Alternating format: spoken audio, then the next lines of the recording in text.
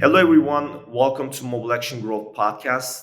I'm your host, Taha, and I'm leading the partnerships at Mobile Action. In this podcast, each episode, we are talking about new mobile growth challenges and ideas with my guest experts who would share their ideas and tips for you to scale your app marketing efforts. And today, I'm sitting with one of our agency partners who I believe would share great insights with you. Josh Lloyd, the managing director of Envision Media, an app advertising agency, is with me. Hi, Josh. Welcome to the podcast. Hey, thanks very much for having me. How you doing? Sure, doing good. I'm excited to chat here today.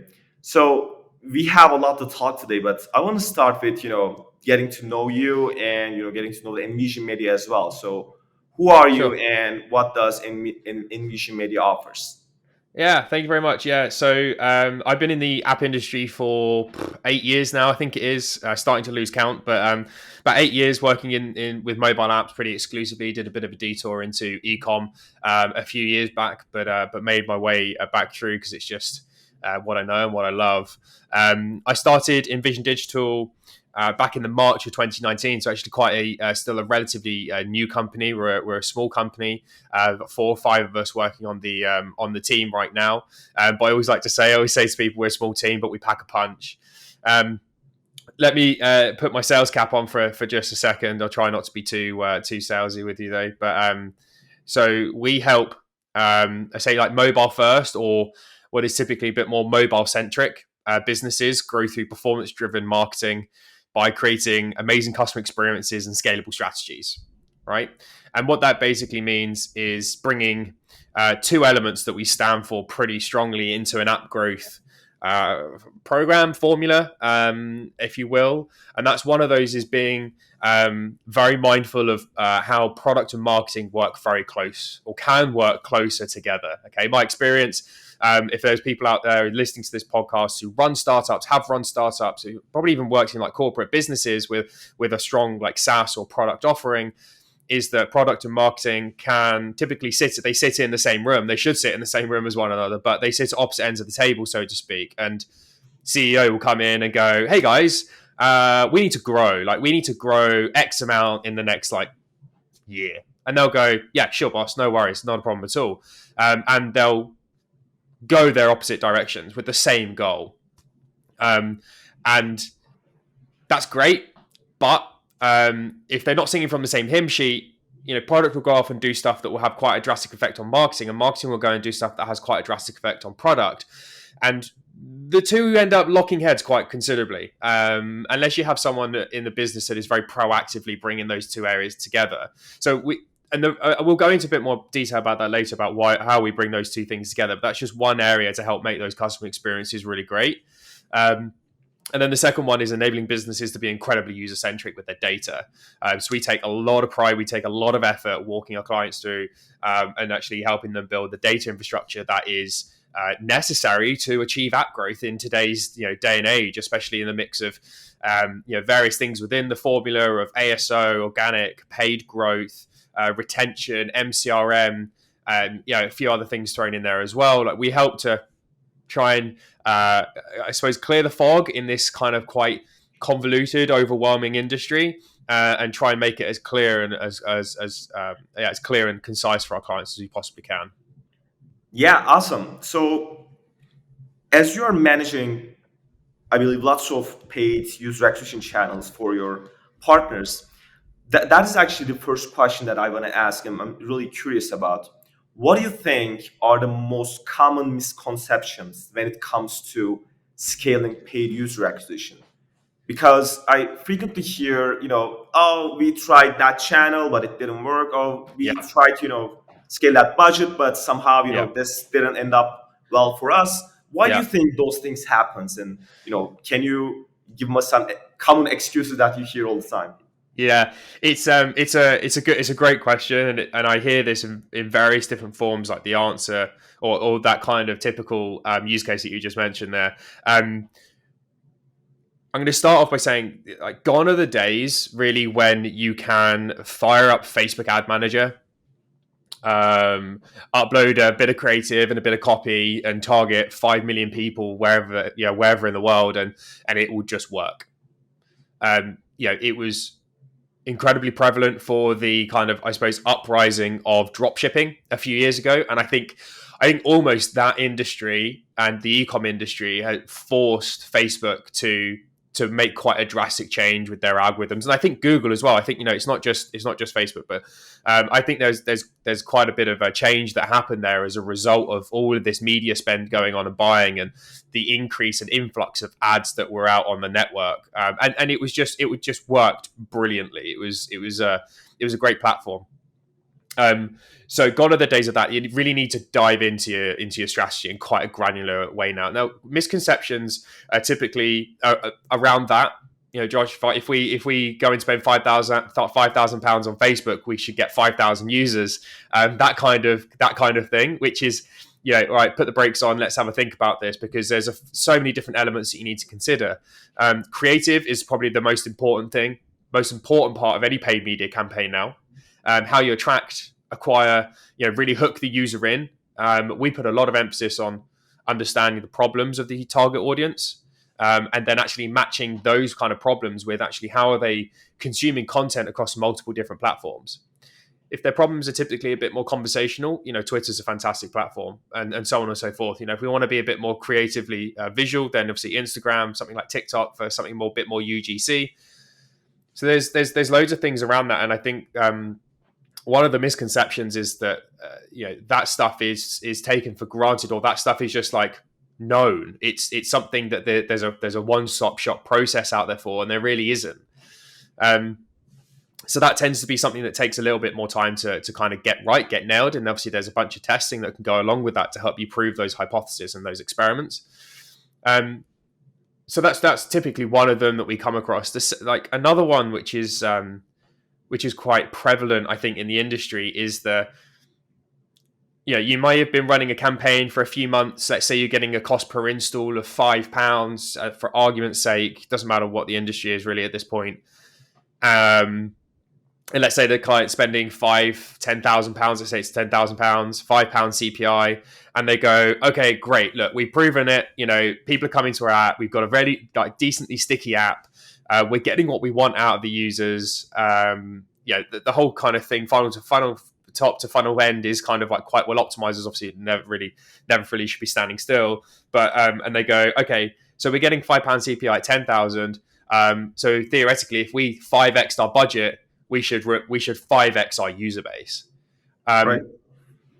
And that's quite a difficult calculation to make. It's quite a difficult thing to predict, because I've definitely seen it in the past, and there's been a lot of like people chatting about this, where you spend X amount of money, you increase your budget. Let's talk about Facebook in this instance. You increase your budget, and Facebook doesn't look at that as oh great, you need more users.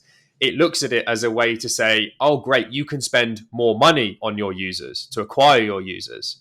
So they're almost using that budgetary change to say, okay, well, you can now bid more and pay more to acquire a user because you've got more money to spend on them. And you almost look at that as part of the bidding strategy, part of the bidding factor.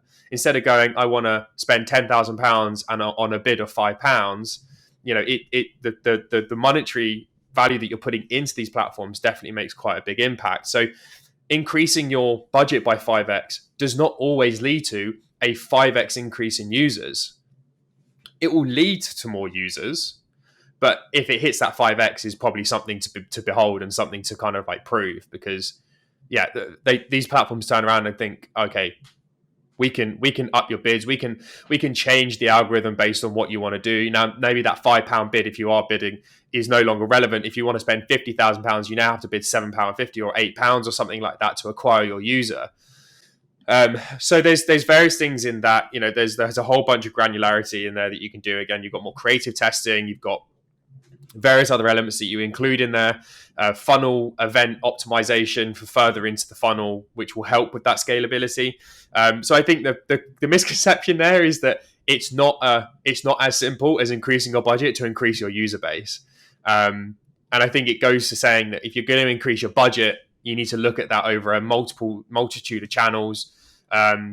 You can't facilitate an efficient budget anymore really on one channel over a long period of time. You have to diversify. You have to find these additional pockets of people. We all think that social media is the way that everyone's spending their time in. It's true. Social media's got a lot of our attention, but our attention, I think I read something the other day. We spend about 3 to 4 hours a day on average in other apps other than social media. So our attention is elsewhere. This kind of like micro community environment and micro community kind of angle is becoming bigger and bigger and bigger outside of social media. So, our attention is being pulled in multiple different directions as a consumer. And to capture that attention with a larger budget, you need to look elsewhere in order to do it. So there's that as well. So there's loads of different angles that you can look at it from. Got it. Yeah. I mean, as you mentioned, I think it's really important to analyze the data that you see all across your user acquisition funnels. But to do that, you actually have to have your own data, and which leads to my actual next question.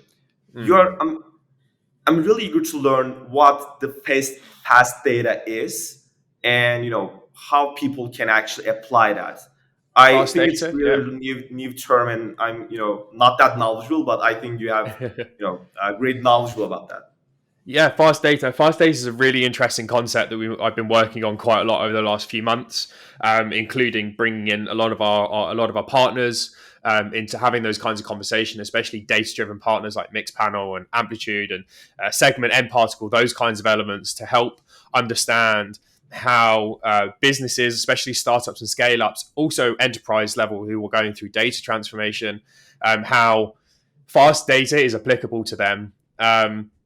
It's something I've been working on for the last couple of years, and kind of diving into how a tech stack can really benefit a company, especially a young company now, not just now, but well into the future. So let me tell you a bit about fast data. So fast data is basically the concept or the methodology that a company can have almost like a business intelligence, like BI level data, in a matter of months instead of a matter of years. Now, it very much depends on the business and the model that business is operating on. And when I say business intelligence model, often that operates at like hundreds, if not thousands, or millions of data points a second or minute, an hour, whatever that might be. Right? It's a vast amount of data that needs to be collected, server side, basically crunched, and then basically tabulated and formed to create a good amount of analysis. Right? That takes a lot of time. It takes a lot of effort. It takes a whole team of data scientists, essentially, or typically, and it doesn't just happen overnight. It takes years to kind of get to that point. You think about the level of data that Amazon crunches on a daily basis versus what it was when Jeff first started it out of an office selling books from the local bookstore across the road, which is just acting as the middleman. Like, the level of data there is vastly different to what it is now. Now, fast data, the application of that kind of strong, accurate data about your users, about your product, about your marketing, all in one place in a matter of months instead of over a matter of years. Now, the application of that very much comes from the stack and the infrastructure in which you put in place. And I don't want to get into a point where there's a misconception about this kind of terminology of the word fast data, because sometimes especially if we look back in our lifetimes and have a look at various different industries that have adopted or have evolved into this fast industry, we don't want to associate any negative connotations with the word fast. It's not fast and loose. It's not fast and inaccurate. It's a matter of getting it in quickly. Now, we spoke about this before. If we look at the fast food industry, for example, 10 years ago, we would have gone, it's great and it's really nice and it tastes good and it's cost effective, it's cheap and all that, but it's not very healthy for us. Therefore, we don't eat it a lot. It's a treat kind of thing. But over the years, that misconception, or that conception, however you want to look at it, has been very much changed, like turned on its head. It's gone from being quite a strong negative to maybe a bit of a stronger positive, with campaigns that have been created, education around the fact that the meat and everything like that is sourced to a high quality, and it's generally changed the way that we kind of I suppose conceive or think about that industry. It's birthed street food and all that kind of stuff, which is fantastic. what we don't want to happen is that the kind of like fast data movement fall into that kind of, oh, it's fast, it's dirty, it's loose. It's not. Mhm. It's the complete opposite. It's clean, compliant, very accurate, and it's using all the top in like it's using all the best marketing tools out there for analytics and piping the data through and infrastructure and stuff like that. So it really helps to kind of put that message across in this kind of instance. But the application of fast data is incredible. It's bringing about all of your data points, all of the information that your users create, all of the value that they create and generate within your app or within your products, and creating a single source of truth that means you can act quickly and confidently on specific ways in which you grow your business in a very versatile way. Yeah, it's a once and done solution as well, which completely removes headache of development work over a number of years. So, yeah, we're seeing a lot of positivity coming out of it with the businesses that we run this through, and they are typically startup businesses who need that kind of data to help them grow. So it's super interesting. Got it. So, what are the actual core tech stack parts when it comes to, if you want to have a reliable, fast data infrastructure? How we can do that? Yeah, great question. And typically within small startup businesses, it's there's fewer tools in the tech stack than there would be at enterprise level, but really it's a foundation of marketing analytics. So typical mobile attribution. AppsFly, if you guys haven't heard of anything or need to go and have a look at stuff, AppsFly, Adjust, Tune, Kochava, Branch, there's a whole bunch of mobile attribution tools out there on the market. You might hear them called MMPs or mobile measurement platforms, mobile marketing platforms, however you want to talk about that. So that's definitely one of them. It's a huge part of it, especially if you are app first. The second part of it is product analytics. This is huge. Like product analytics is probably one of the I've definitely been open. My eyes have definitely been open to the world of product analytics in the last couple of years, and how effective it is to not just see significant milestones in a funnel, which marketing analytics would typically deliver: install, registration, purchase, but looking at everything that happens in between. This is where product analytics come into play, because you're not just looking at those significant funnel points. How many people have I got in the top of my funnel versus the bottom? How many people are actually in between those final points? How many people are kind of deviating away from that linear path, what we expect them to do and what we want them to do? Things like pushing that button, going to that section, things like that. Yeah, screen views, page views, interacting with a help section, interacting with certain elements of the app or the product, which don't necessarily fall as part of your KPIs. But they do full part of your KPIs. We want to get, let's say the KPIs, we want to have 100 purchases a month, right? But the actual success and the growth and the scalability comes from understanding and knowing, like with certainty, how people get to that point of purchase. And at that point, and only at that point, it's replicable. And that's where there's a lot of work that goes on in the background. You've got various A/B testing that you can do. You've got various hypothesis setting you can do. But this element of like fast data brings about that certainty, brings about that data, which then goes, okay, there's friction here, so we need to fix that. Or, we've got 20 things on our shelf that we can build in terms of new features. And instead of going eeny, meeny, miny, mo, let's pick one and roll it out, actually you can determine based on your data with this fast data stuff that, oh, we need to build that feature because that's the thing that users are crying out for. This is the thing that's going to help them with their journey. This is the thing that's going to get them to the point of purchase, and so on and so forth. So product analytics is huge. So that's just the two elements: product marketing and product analytics. A third one, customer engagement. So you might work with a company like Braze, an Iterable, a Lean Plum, a Customer.io, an Airship, a OneSignal, whatever those elements are to help automate your communication to your users. It's all about engagement, activation, nurture, and retention. To help build those relationships, and also it incredibly helps with personalization as well. Again, that constant feed of data through fast data tech stack, it means you're constantly getting those data points on your users, which means you can actually almost have pretty much a one-on-one relationship with them, depending on the volume of your data as well. That's kind of like what I would class as the basics. Now that is all basically fed in via a CDP, customer data platform, Segment, mParticle, Bloomreach, to name a few. which enables the data to be once and done, enables it to be scalable with the various different points of your tech stack. It means that your data is compliant and clean from the moment that you implement it into your product as well. So those kind of like four areas are really, really key. And then the bigger you get, the more versatile you can get with your tech stack. That might be the introduction of an additional CRM platform. It might be various like S3 buckets or server buckets to help you understand and analyze your data even further. And that's then going into like the business intelligence level. Customer support, Zendesk, all of these things are kind of attached onto a CDP in a matter of minutes, essentially, rather than a matter of weeks or months with development time. So those are like the core elements. And again, like it's very the breadth and width that you can get into it is quite fantastic, really. Got it. And once you complete that tech stack, what do you think is the best practice to do these iterations? Is it like every time you see something that is improvable, just go back to the funnel and change it, or you recommend just analyze the users based on month over month and see how that changed and do iterations based on historic events?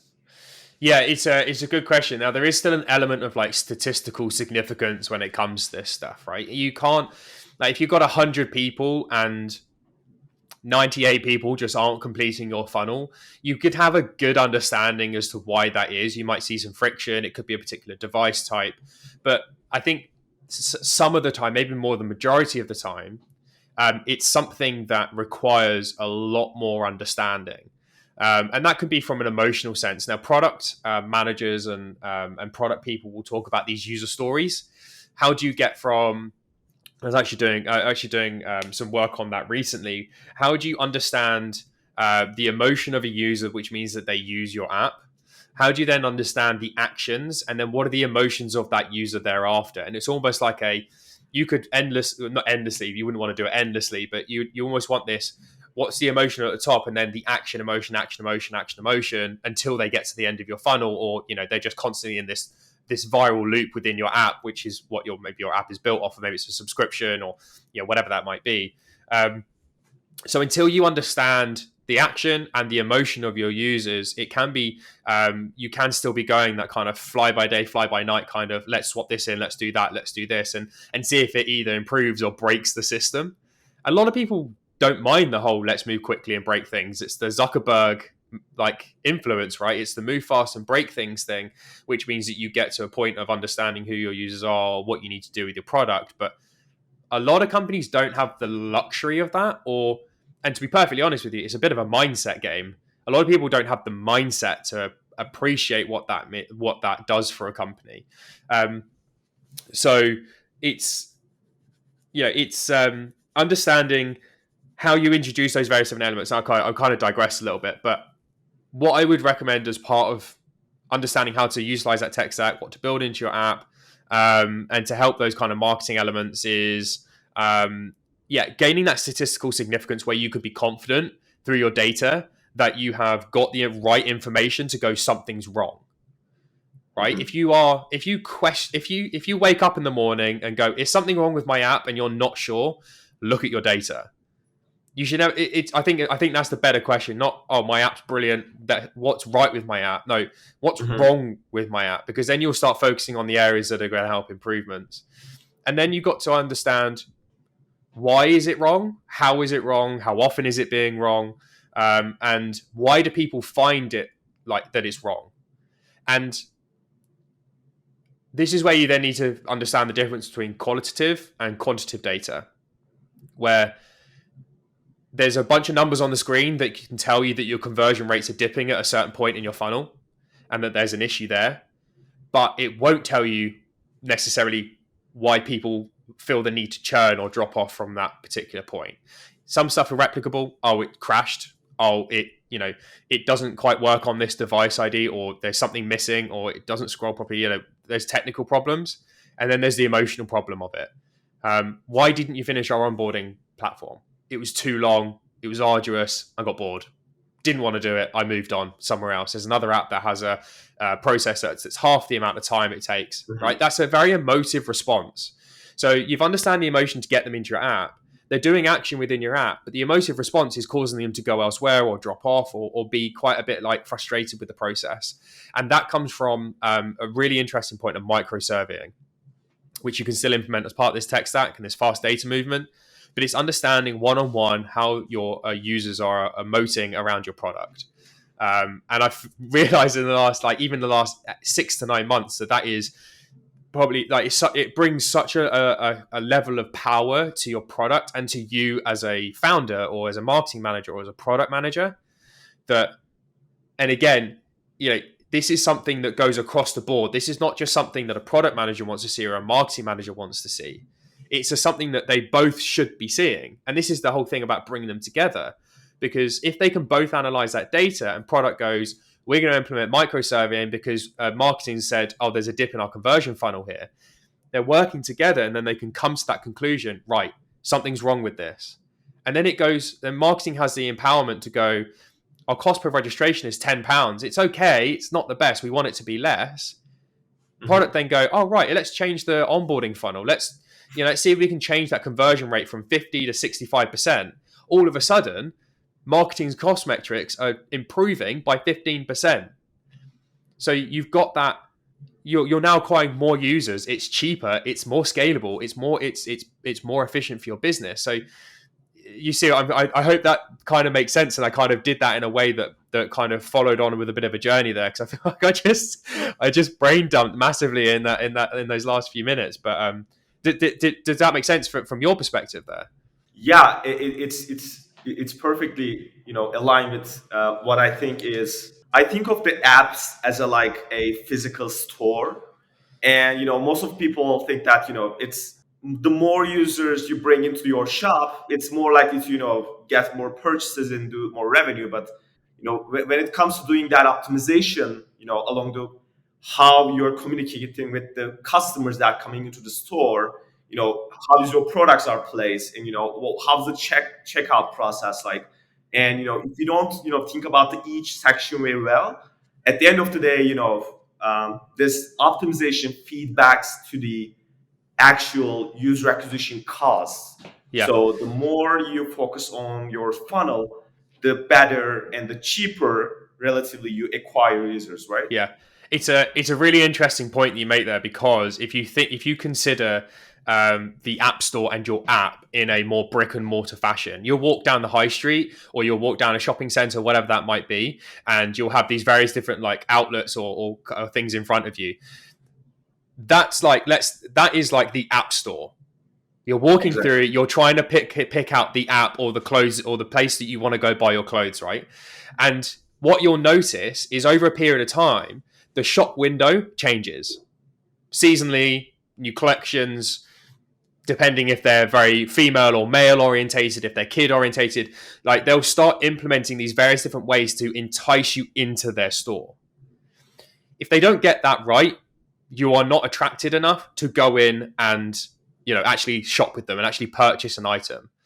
There's various different people that do that, and it's the same with the App Store. You change that, and we spoke about it on the webinar the other week with you guys, that there's these CPPs, like custom product pages, that are coming out via Apple now, native A/B testing, those kinds of elements. Shop brick and mortar stores already do that native A/B testing. It's called having a shop manager come in and dress up mannequins, right? It's the same thing. And then it's a matter of, you then got almost like two people. There's people that go in there with intent, and there's you might have done this as well. You might go past a shop and go, I really like that shirt. I want to go buy that shirt. And you'll go into the shop, you'll try it on, you'll and ah about it, and you'll look at the price tag a few times, and you'll go, oh, you know what? It's worth the 40 quid. Take it off, and you'll go and buy it. And then there are other people that will go in, have a bit of a flick through because they're like, oh, I kind of like that style. And they'll go through and they'll have a bit of a flick through the clothes, and they might try something on, and they might go, you know what? No, another day. And then they'll leave and they'll go back. It's the same. It's very much the same concept. It's, this is why then retail then developed into people on the shop floor. Hey, is there anything I can do for you today? Have you found everything that you want? That element of it there, have you found something you like? Can I help you find anything? Is what we implement via push and email marketing, like marketing automation, that nurturing, that one-on-one. It's the education, it's the awareness, it's the, hey, look, we noticed that you've done this, but you haven't done that. How do we help you get from A to B? And that's from a marketing and from a product perspective, because it's the same. It's crazy. Like, it's because if if there was one type of shirt or one type of dress that could convert everyone to buying it, it would Hmm. exist. Like, there are typically that, but they come in various different shapes, lengths, sizes, colors, all those kinds of things to help optimize that journey to then get that point to the point of purchase. So very, very similar, offline and online, kind of, basically the same technique, just in various different forms. Definitely, and you don't, have as little time as the physical store has when it comes to engaging with a user. When a user comes to your app and submits their information or email, at that point on, you can try to engage with them in a matter of weeks, months, and Yeah, eventually they may be interested or not, but you have this time frame, so you have the time to analyze the data as well. So yeah, it's really good to do funnel optimization. yeah, But at the end of the day, I think it all comes down to you can do all the the most optimized funnel, but if you don't acquire a good volume of users, it's always going to be not enough in terms of revenue perspective when it comes to yeah. app businesses, because acquiring users is, I believe, is 70 to 80% of the job when it comes to the revenue perspective, and the other part is equally important as well. So when it Mm, comes to acquiring users, I believe the paid channels drives most of the users to today's non-gaming apps. And I believe mm. you have some insights about this acquisition costs in terms of the channel performances. And since lots of things changed in the past couple months in the mobile marketing, how do you Yeah. see this, CPI performances now, let's say compared to, couple years ago?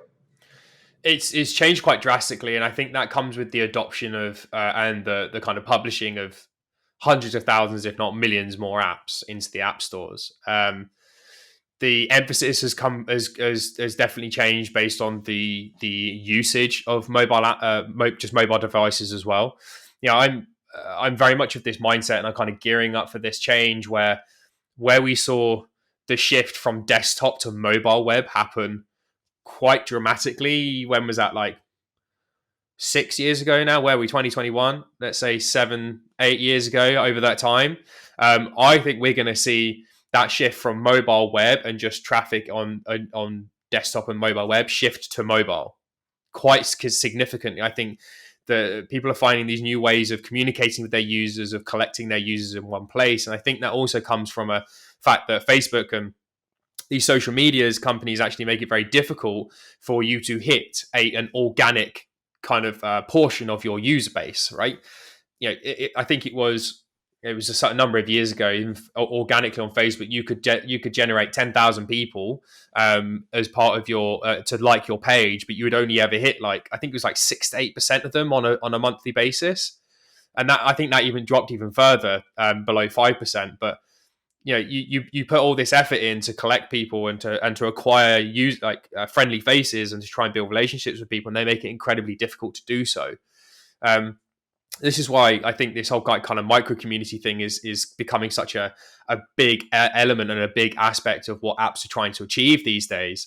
And it's drawing people in multiple different directions at the same time, so their attention is very much pulled in some instances away from social media into these different environments, and so that comes with a cost. It comes with quite a significant change. And as I kind of mentioned earlier, gone are the days of just turning on Facebook and hitting your expected CPIs, or hitting actually really cost efficient CPIs.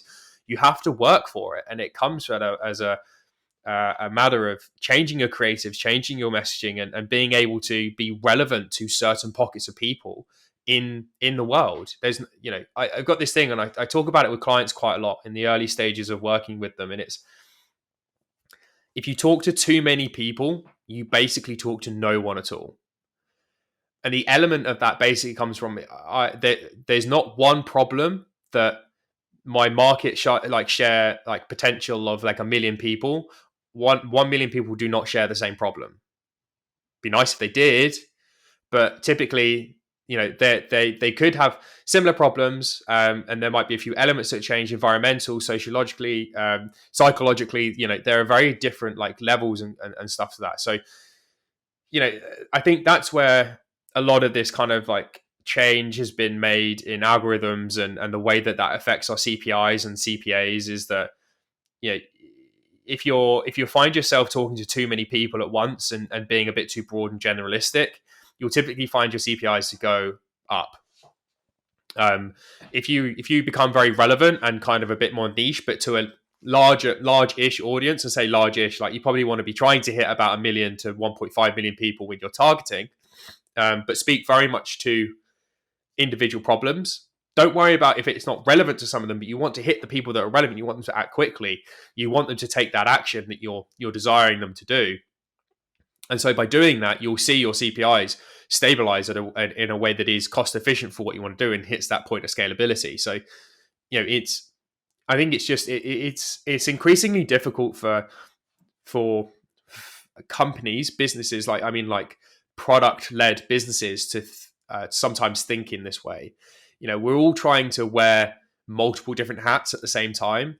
And this marketing element, this element of getting that CPI and getting those strategies right, is a full-time job. Like, it requires specialists, it requires full-time dedication into just that one element to get right. And so you typically will find that you'll miss the mark if you don't approach those things too well. But it's ever changing, right? It's ever fluctuating, and I don't think it will ever like stabilize. But the way you can stabilize that is diversifying your marketing mix and the channels that you use, and being, with the privacy issue, the changes that have happened. I say issues coming from a marketer head, but the privacy changes that have happened. You've got to be a bit more relaxed, I think, in terms of what you might expect from these channels. Yeah, I mean, as for the user acquisition, I want to go back to the physical store and online store analogy. And actually, acquiring users via intent ad platforms versus non-intent platforms like Facebook and other, in-app platforms are kind of like different. Just because if you imagine in the physical world, when you're in a shopping mall, just browsing through a couple shops, and as for, if you were to compare it to the Facebook, you see an ad at the somewhere in the shopping mall, and you could be interested in the service of this company. But for the intent platforms like, let's say Google or Apple search ads, people are searching for the exact thing that you're offering. And I think it really changes, in terms of the performance and also the retention wise. So I'm wondering about your thoughts about actually, this intent platforms like Google and Apple search ads in, these times of the user acquisition. My thoughts around them, and how much of an emphasis they play on marketing mixes, that kind of thing. Yes. Yeah, it's an interesting question, and we look at it in a few different ways.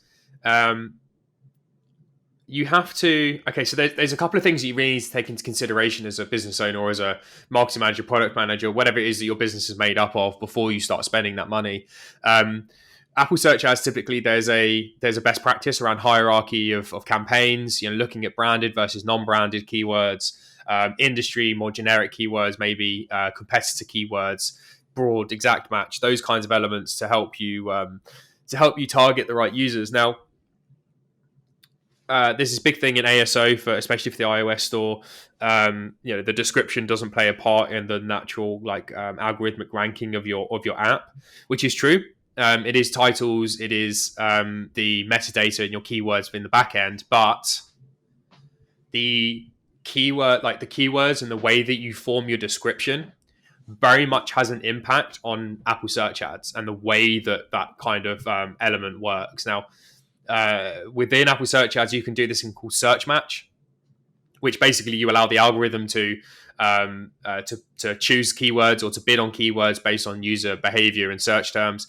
There is something to be said around the fact that it will take into consideration the keywords and the phrasing that you have within your description to allow that to be more relevant for you. So what I'm getting at is that it's not a it's very difficult just to turn these things on again. It's just very difficult to turn these things on and expect a whole bunch of good performance to come in. You have to be prepared, and you have to be prepared before you turn it on. You have to be prepared to make quick changes and optimizations in order to improve that performance.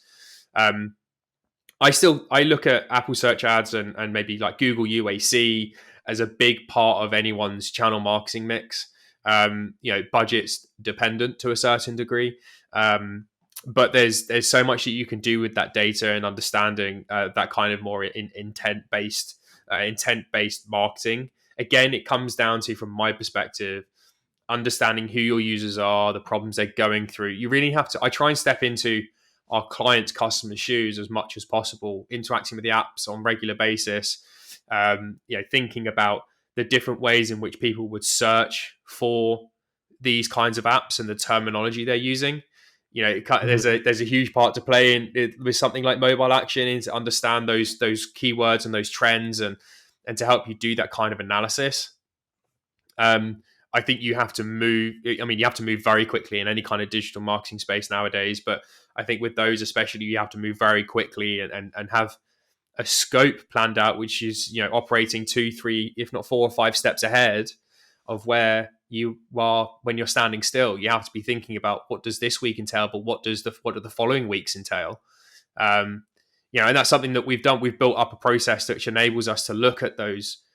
Look at not just now and how we set it up now and run it tomorrow, but how we run it in a month's time. It's almost a if this then that kind of situation, and it's not the same across. It's not a one size fits all, but it's a if this happens, then we need to do this, or we should look at that, or there's just so many different forks in the road in being able to analyze and understand how that data and how that information is applicable to you as a company. So I love them. I think they're great platforms, but there's a lot to think about with them. All right, so I've been thinking, we both are in the mobile world, and we are always, analyzing the market, seeing, new apps coming up to the app store, and always seeing, new experiments going on. But I want to ask you, if you were to build an app today, a non-gaming app, in which category you will focus in which niche you will focus on, in terms of interest and revenue wise, and also the kind of problems that you want to solve.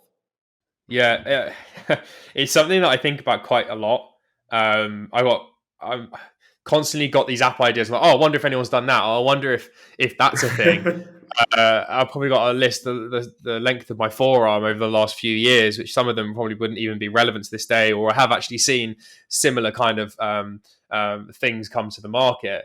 I don't know what industry or what genre I'd operate in. I mean, fintech. I love the fintech industry, but I think we're getting to a point now where people are struggling to find differentiating factors to help their users. I think it's becoming a little bit. It can be quite convoluted, especially in like the banking space.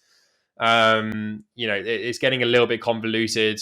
It's the same things on lower interest on forex exchanges or whatever that might be, but the difference is like 0.01% between company A and company B. Like it operates in the same sphere. I love the industry. I think there's a lot of revenue. There's a lot of opportunity to be grabbed at and maximizing that. Where would I? I think actually, you know what? Based on recent experiences and some searches I've been making recently, I think like the mental well-being space is actually a massive part of that. And I don't mean it from a there's various different subsets of that: journaling, maybe like chatting, meditation. I'm big. I love that kind of stuff. I use Calm on a regular basis, or every night. Every night I'm listening to sleep stories. I actually looked at my stats yesterday, 165 hours or something like that of of sleep meditation and sleep stories that I've had over the last few months. So it's like I'm an avid user. I believe in it fully, and I think it really helps me and my mindset. I'm talking more along in the almost like professional help sector. That's fine. I think, and I kind of liken this to going to the gym. I don't mind going to the gym, but my self motivation in the gym is like minimal compared to if I had a personal trainer. But Do I want to pay for a personal trainer to show me how to use a treadmill? Probably not, but I know it's more than that, by the way. But that's the way my mind goes. And so I'm a massive advocate of things like Calm and Headspace, etc. But there is an element of, how do I do better? How do I better myself? And it's not maybe a motivational thing. It's maybe a lack of information or lack of understanding thing. I've I'm really interested in like the psychology of people, and especially around when it comes to like buyer psychology and consumer psychology. But it's just something I struggle to wrap my head around. Anyway, um, I think I actually been looking at quite a few apps recently to help me kind of maintain my mental health and maintain the way that I view myself and the way that I view my business and the world. Essentially, um, expensive. I know counseling is expensive, but like in a digital format, it's expensive. Who like I just want like someone to regularly check in with, and to someone to be a bit profound with me, or maybe in a bit more of a coaching sense, but and just be profound with me and kind of challenge the way that I think about things. Do I think that's worth £200-300 a month? Maybe not. I don't know. At the moment I don't, probably because I can't afford to spend that amount of money on that kind of service. I think there's something there where there is a professional body, a professional available that can help you, even if it's just a quick video conversation that is, I can't get my head out of this like this anxiety kind of situation that I've got myself into, and for them to spend half an hour just slightly unpicking it. When did it start? How did you get to that point? Like, what does that stem into? Have you thought about doing this? What about that? And actually, I think it's just more direction, because I think you can very much like do the scattergun approach of there's so many different apps out there on the marketplace, and I'm just going to go and use them all until I find one that works. I kind of want someone to be there going, okay, so you've got X, Y, and Z issues. We'll call them issues. And this is what we would recommend as a solution. And you can go away. I can go away and know that I'm doing the right thing, much like a PT would go, PT, I want to lose X amount of weight, and I want to reduce my body fat, my BMI. Okay, great. We're going to do half an hour session a week, and you're going to do X, Y, and Z. And in 4 weeks' time, you're going to see a reduction in BMI and a reduction of weight, and maybe a bit. You might actually see those abs come through. Oh, great! I've told them my problem. They've devised a plan, and we're going to get to that solution, and we're going to get to that kind of end goal and objective. And from there, I can then choose what I want to do next. Oh, now, Mr. PT or Mrs. PT, I want to bulk up a little bit on my upper half, or I don't know what to do with my legs. And then do you see what I mean? Like, it's that kind of I don't know what to do with this part of my brain, or this part of my brain, or this kind of emotion. And I feel like there's a lot in there. What would I do very quickly? Because I know I've been rambling on. What would I do with that? Right. I would build out my brand. I would make it very identifiable, and I would very much focus on who my target audience are and how I speak to them. Like 100%. I don't really mind if it's just 1% of a population, or if it's 0.01% of a population. I know that there's a population there. Focusing on the problems. Actually talk to people who you think will have similar problems. Get that kind of confidence in that what you're talking about and the problems you want to solve are actually going to be solvable. Test creative, like 7 ways to Sunday. It's something that should never stand still, but test creatives, test the way that you're going to attract in your audience on a small spend to begin with, and learn a bit about how you can hit that scalability.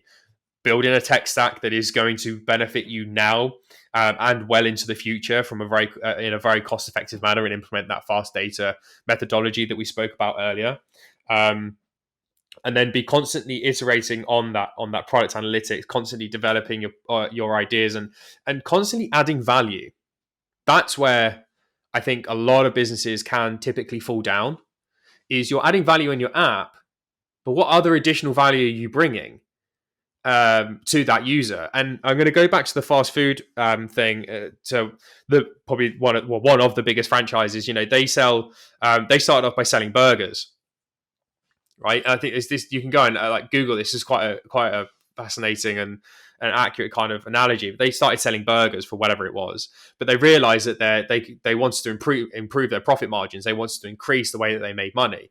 So it's not they create burgers, they make burgers for general public, but then they offer fries. and then they started offering milkshakes and drinks on top of it. That's the added value because they're a burger joint. But, and you can go and just buy a burger or nuggets or whatever you want from that. But the added value is, and you can also buy this and you can also buy that. Now, I'm not necessarily saying that it'll be like a subscription, then users can buy these multiple things, give it away for free, or have different tiering models within your subscription that enables that additional value. So you want to achieve this in your mental health, well, try, do this or join that, or or join this webinar. Very much like how podcasts are very, drive a lot of value, how webinars drive a lot of value. Consistently be iterating on that value to your end customer, because that's going to promote the stickiness that you need to be successful. Got it. I pretty much like your idea, but I think the reason that we haven't seen that much innovation in the mental fitness area is, I think, the demand. Just because the physical fitness is pretty mainstream, and Mm. everybody wants to get the build up their muscles and get shredded if they want, Yep. but nobody wants to get I believe, not nobody, but there's, I believe, a good volume of people in the world that is really want to take care of their mental fitness, but it's Yep. not as much as the It's population true. that wants to. Yeah. It's true. If you stood up in front of a group of, let's say, a significant amount of people, 10,000 people, and went, Hmm. right, put your hand up if you want to achieve a mental six pack. mm, nah, I'm gonna pass, right? Put your hand up if you want to achieve a six pack on your body. A good portion of people are going to be like, yeah, I could quite like that, and that the motivation and the work is an additional thing. But yeah, Hmm. I'm the same. I don't have a six pack. If someone asked me would I want one, I'd be like, yeah, that'd be pretty good. Yeah. That would be pretty cool. So you're right. I think there is that element of, unless you educate, if you want to go, if I wanted to go down the route of saying, improve your mental fitness, get a mental six pack, Uh-huh. I'd have to go through a lot of work to educate my users about what that mental six pack is, so that they start Uh-huh. using it in their terminology. It's the same That thing, that's and it's good. That's understanding the good way of problems. thinking. You have these problems. My Hmm. solution, my process, like my actual process that I've built, is building a mental six pack. Yeah, Hmm. and the mental six pack program consists of A, B, C, D, E, F, G. And then people start to understand what it is, and then they start going, "Oh yeah, I'm going to join that mental six pack program because Hmm. it does all the things that I want it to do." Right. So yeah, you're completely right. You need to hit the right terminology. You need to be able to educate your users on what it is, and this is why, I mean, this fast data movement stuff is what I've got a Hmm. lot of work to do in that area, because you say fast data and everyone's like, well, speedy information, like Hmm. what is it? And you've got to educate people around what it is, what it makes up and what the intricacies of it are. Otherwise, it just falls flat on its face. So Yeah. yeah. Definitely. I mean, because you need to educate your audience, because most of the time people comes down to a solution or an app to solve a problem.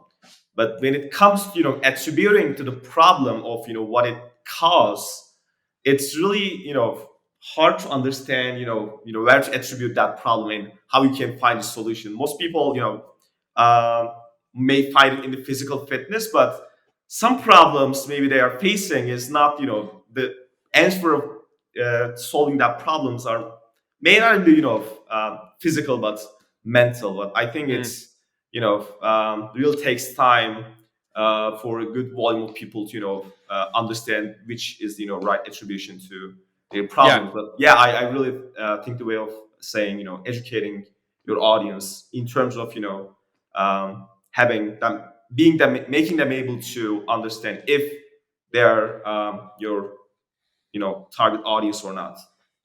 Yeah, absolutely. It's a big element. It's a really big element, and I think it comes down to, within any business, it's a process driven element. It's a These are the problems. This is the process in which we've defined for our users. It's it's proven, it's effective, it's cost efficient. It's all of these things. You do then have to go through an element of proving that with your users. And I've got a saying that I do kind of have on my desk. It's kind of like under a couple of bits, a couple of letters at the moment, but I had it on my desk very prominently for a long period of time.